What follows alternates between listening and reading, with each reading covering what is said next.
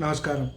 నేను మీ Phani Bhaskar, Dilsukhnagar, Hyderabad. Welcome to Pasumarthi Jyotishyalayam. Please do subscribe my channel for more videos. Video నచ్చినట్టయితే like చేయండి, మీ బంధుమిత్రుల శ్రేయోభిలాషులకి కూడా షేర్ చేయండి. ఈ వీడియోలో మనము రోగ నివారణను తెలియజేసే గ్రహస్థితి లేదా కలుగజేసే గ్రహస్థితి గురించి తెలుసుకునే ప్రయత్నం చేద్దాం. ముఖ్యంగా ఇంతవరకు ఛానల్ సబ్స్క్రైబ్ చేసుకున్నట్టయితే సబ్స్క్రైబ్ చేసుకోండి. నా తదుపరి వీడియోలన్నీ కూడా అందుబాటులో ఉంటాయి. ఇంతవరకు వీడియో నచ్చినట్టయితే లైక్ చేయండి, మీ బంధుమిత్రులు శ్రేయోభిలాషులకి కూడా షేర్ చేయండి, వారికి కూడా ఎంతో కొంత ఉపయోగకరంగా ఉంటుంది. ఎందుకంటే అసలు ఏ గ్రహస్థితి వల్ల ఏ అనారోగ్యాలు వస్తాయి అనేది మనం తెలుసుకున్నాం. అలాగే కొన్ని రోగాలు తగ్గవు అనే విషయాన్ని కూడా తెలుసుకున్నాం. అలాగే నివారణ కలుగచేసే గ్రహస్థితి కూడా మనం తెలుసుకున్నట్టయితే ఇక్కడితో మనం వైద్యపరమైనవన్నీ కూడా దాదాపుగా మనము చేసుకున్నట్టే అవుతుంది. ఎందుకంటే రోగము లేదా కలుగుతుంది, తగ్గదు, ఏ రోగాలు రావచ్చు, అనారోగ్యాలు రావచ్చు అని చెప్పని మనం భయపెట్టడం అనేది కాదు, ఇక్కడ తెలియజేయటమే మనము చెప్పటం జరుగుతుంది. కాబట్టి లాస్ట్గా మనము నివారణ అవుతుంది, వారికి తగ్గుతుంది అనేది చేసినట్టయితే కొంత ఊరట కూడా కలుగుతుంది. కాబట్టి లాస్ట్లో మనం ఈ వీడియో చేసుకున్నట్టయితే ఏ గ్రహస్థితి వల్ల నివారణ కలుగుతుంది, రోగాలు కలిగినప్పటికీ కూడా అనే అంశాన్ని మనము తెలుసుకుని దీర్ఘ ఆయుర్దాయం ఉన్నది. మనము ఆయుర్దాయం గురించి కూడా గత కొన్ని వీడియోలకు ముందు మనం చేసుకున్నాం 4. అలాగే వాటికి సంబంధించిందే కొంత అనారోగ్యాలు వచ్చినప్పటికీ కూడా అవి నివారణ అవుతాయి, దానివల్ల మనకి ఉపశమనం కలుగుతుంది అని మనము తెలుసుకోవచ్చు. కాబట్టి రోగ నివారణను సూచించే గ్రహస్థితి, గ్రహ యోగముల గురించి మనము తెలుసుకునే ప్రయత్నం చేద్దాం. ముఖ్యంగా శుభత్వం పొందిన చంద్రుడు లగ్నంలో ఉండి గురు వీక్షణ పొందినట్టయితే అని చెప్పారు. అంటే శుభత్వము అంటే ఇక్కడ శుక్లపక్ష చంద్రుడు లగ్నంలో ఉండటము, లగ్నంలో శుభగ్రహాలు ఉండటం అనేది మంచిది. తర్వాత గురు వీక్షణ పొందినట్టయితే అది సప్తమ దృష్ట్యా, పంచమ దృష్ట్యా, భాగ్య దృష్ట్యా అని లేకుండా గురుగ్రహ వీక్షణ ఉన్నట్టయితే దానికి శుభత్వం పొందుతుంది.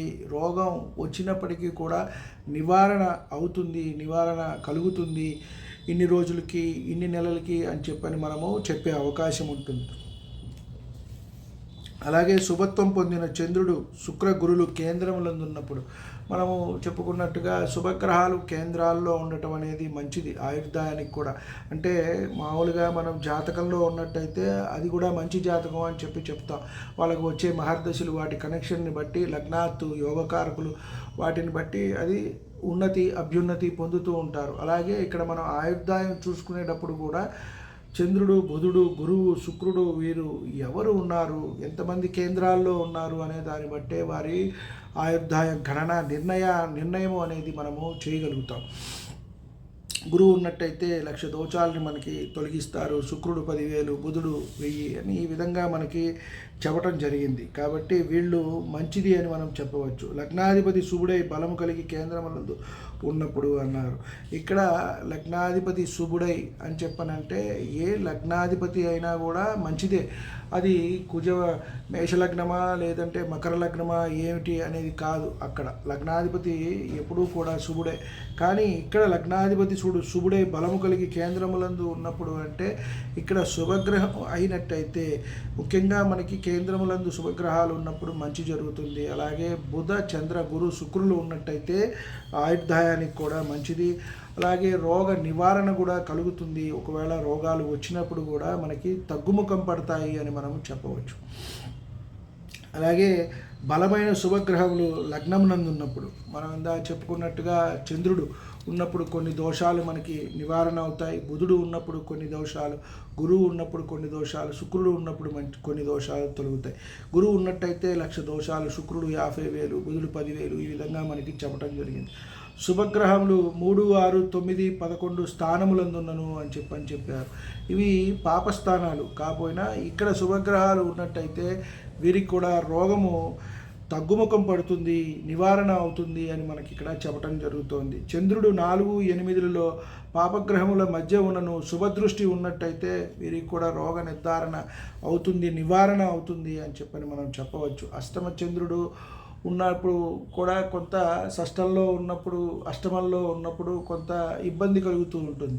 వీటికి మళ్ళీ ఏదైనా గ్రహస్థితి ఉన్నదా, గ్రహాలతో కలిసి ఉందా, శుభదృష్టి కలిగిందా అని చెప్పని మనం చూడాలి. దృష్టి కానీ అలాగే కలిసి ఉండటం కానీ, ఒకవేళ గురు దృష్టి, శుక్రుడి దృష్టి ఉన్నా, కలిసి ఉన్నా కూడా వీరికి మంచి జరుగుతుంది, నివారణ చెందుతుంది అని మనం చెప్పవచ్చు. లగ్నంలో గురుడు, శుభులు కేంద్ర కోణములందు ఉన్నప్పుడు కూడా మనకి రోగ నివారణ అవుతుంది, రోగం తగ్గుముఖం పడుతుంది అని మనం చెప్పవచ్చు. అది దేనివల్ల?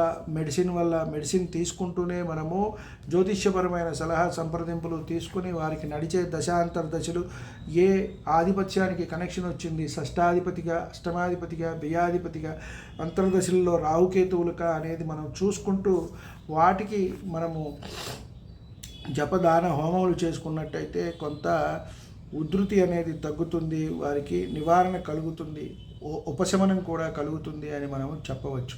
అలాగే లగ్నాధిపతి ఉచ్చ, శుభులు కేంద్ర కోణములందు ఉన్నప్పుడు, ఇక్కడ చూడండి లగ్నాధిపతి ఉచ్చలో ఉండి కేంద్ర కోణములందు, శుభులు కేంద్ర కోణములందు ఉన్నప్పుడు అన్నారు. శుభులు ఏదైతే శుభగ్రహాలు కేంద్ర కోణాల్లో ఉండి లగ్నాధిపతి ఉచ్చలో ఉన్నారో, ఉదాహరణకి మనం ధనుర్లగ్నం, మీనలగ్నం తీసుకున్నాం. ధనుర్లగ్నం కర్కాటకంలో ఉచ్చ పొందుతుంది, అష్టమంలో ఉన్నప్పటికీ కూడా ఒకంత మంచిదే. ఎందుకని అంటే చంద్రుడికి, రవికి ఒక్కొక్క ఆధిపత్యాలు వచ్చాయి కాబట్టి వీరికి అష్టమాధిపత్యం వచ్చినప్పటికీ కూడా ఇక్కడ మంచిదే అని చెప్పని మనం చెప్పవచ్చు. అలాగే లగ్న లాభములందు శుభగ్రహాలు ఉన్నప్పుడు కూడా లగ్నస్థానం ఎలా ఉంది, లాభస్థానం ఎలా ఉంది అనేది మనము పరిశీలించాలి. ముఖ్యంగా మనం ఆధిపత్యాన్ని పరిశీలించాలి, స్థానాన్ని కూడా మనం పరిశీలించాలి. ఎందుకంటే ప్రతి విషయానికి మనం లాభాన్ని చూడాలి, లాభాధిపతిని, లాభంలో ఉన్న గ్రహాన్ని కూడా మనము పరిశీలించాలి ఇక్కడ. అలాగే లగ్నాధిపతి బలయుతుడై ఉండగా అష్టమాధిపతి బలహీనుడై ఉన్నా, ముఖ్యంగా చూడండి రోగాలు ఎప్పుడు రాకపోవటానికి, వచ్చినా తగ్గటానికి, నివారణ అవటానికి ఏంటంటే లగ్నాధిపతి బలంగా ఉండాలి, అష్టమాధిపతి బలహీనంగా ఉండాలి, షష్టాధిపతి, అష్టమాధిపతి, వ్యయాధిపతి. ఎందుకు? లగ్నాధిపతే మనకి ఓకే నేను ఇలా ఉండాలి, ఇలా చేయాలి, ఈ విధంగా ఉండాలి, ఇది వచ్చినా నాకు తగ్గుతుంది, మనం అంటే సెల్ఫ్గా మనం మోటివేట్ ఎంత చేసుకోగలం అనేది లగ్నాధిపతి మీద ఆధారపడి ఉంటుంది. ఒక వ్యక్తి అభివృద్ధి, అభ్యున్నతి అంతా కూడా లగ్నాధిపతి మీదే ఆధారపడి ఉంటుంది. కాబట్టి అష్టమాధిపతి కొంత బలహీనంగా ఉండి, అంటే లగ్నాధిపతి కంటే కూడా బలహీనంగా ఉన్నట్టయితే మనకి రోగ నివారణ అవుతుంది అని మనం చెప్పవచ్చు. ఇంకో రకంగా చెప్పాలి అంటే లగ్నాధిపతి ఉదయిస్తుండగా అష్టమాధిపతి అస్తంగతుడైనను కూడా మంచిదే అని.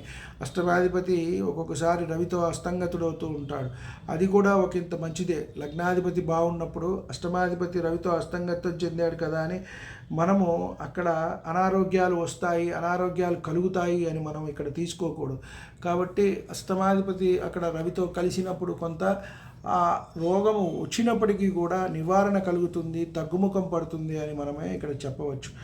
లగ్నాధిపతి లగ్నంలోను, సప్తమాధిపతి సప్తమంలో ఉన్నను మరణం కానీ రోగ నివారణ కానీ జరగదు. ఇది చివరిగా మనకు చూడండి, లగ్నాధిపతి లగ్నంలోను, సప్తమాధిపతి సప్తమంలో ఉన్నప్పుడు మరణం కానీ రోగ నివారణ కానీ జరగదు అని చెప్పని అన్నారు.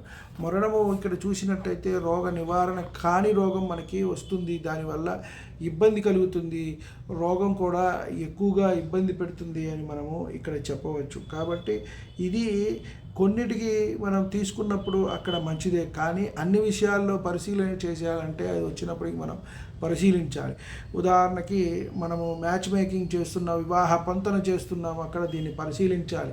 లగ్నాధిపతి లగ్నంలో ఉన్నాడు, సప్తమాధిపతి సప్తమంలో ఉన్నాడు, బాగుంది అని చెప్పని మనం ముందుకెళ్ళినట్టయితే ఆరోగ్యపరమైన ఇబ్బందులు అవి వచ్చే అవకాశం ఉంటుంది. అలాగే ఆ లగ్నం ఏ లగ్నం అయింది, ఆ లగ్నాధిపతి ఎవరు, ఎక్కడ ఉన్నారు, ఏమిటి, ఇవన్నీ కూడా మనము పరిశీలించుకోవాలి. కాబట్టి జాతక పరిశీలన చేసేటప్పుడు, రోగ నిర్ధారణ చేసేటప్పుడు, వివాహ పొంతన చేసేటప్పుడు, అలాగే మనకి నడిచే దశ అంతర్దశల పరిశీలన ఉన్నప్పుడు ప్రతి విషయానికి కూడా మనం 1-2 సార్లు పరిశీలన చేసుకొని ముందుకు వెళ్ళినట్టయితే కొంత దాని ఉధృతిని మనము తగ్గించుకున్న వాళ్ళం అవుతాం.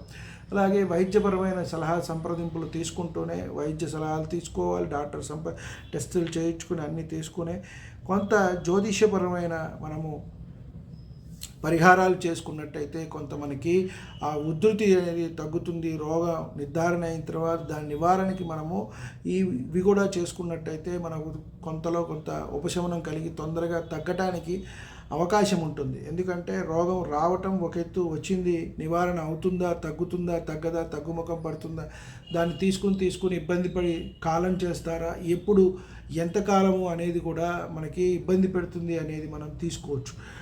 వారి వ్యక్తిగత జాతక పరిశీలన చేసుకున్నట్టయితే వారికి అది తెలుస్తుంది. కాబట్టి మనము ముఖ్యంగా ఈ వైద్య జ్యోతిష్యానికి సంబంధించి చాలా వీడియోస్, షార్ట్ వీడియోస్ కూడా చేసుకున్నాం, లాంగ్ వీడియోస్ కూడా. అన్నీ ఏ అనారోగ్యాలు కలుగుతాయి, ఏ గ్రహాల కారకత్వాల వల్ల, ఏ భావాల కారకత్వాల వల్ల కలుగుతాయి అనే విషయాన్ని తెలుసుకున్నాం. అలాగే ఏ రోగం వచ్చినప్పటికీ మనకి నివారణ అవుతుందా లేదా అనే విషయాన్ని కూడా ఈ వీడియోలో మనం తెలుసుకున్నాం. ఏ గ్రహస్థితి వల్ల నివారణ అవుతుంది అనే విషయాన్ని. కాబట్టి మనం మ్యాక్సిమం వైద్య జ్యోతిష్యానికి సంబంధించిన వీడియోస్ అన్నీ కూడా మనం కవర్ చేసుకున్నాం. కొన్ని షార్ట్స్ వీడియోస్ చేసుకున్నట్టయితే పూర్తిగా అంటే మనం కొంతవరకు ఇక్కడ చేసుకున్న వాళ్ళం అవుతాం. ఇంకా చాలామంది రీసెర్చ్ చేస్తూ ఉంటారు. ఆ విషయాల్ని కూడా మనం పరిశోధించుకుని చెప్పుకునే ప్రయత్నం వచ్చే వీడియోస్లో చేద్దాం. సర్వేజన సుఖినో భవంతు. శాంతి శాంతి శాంతి.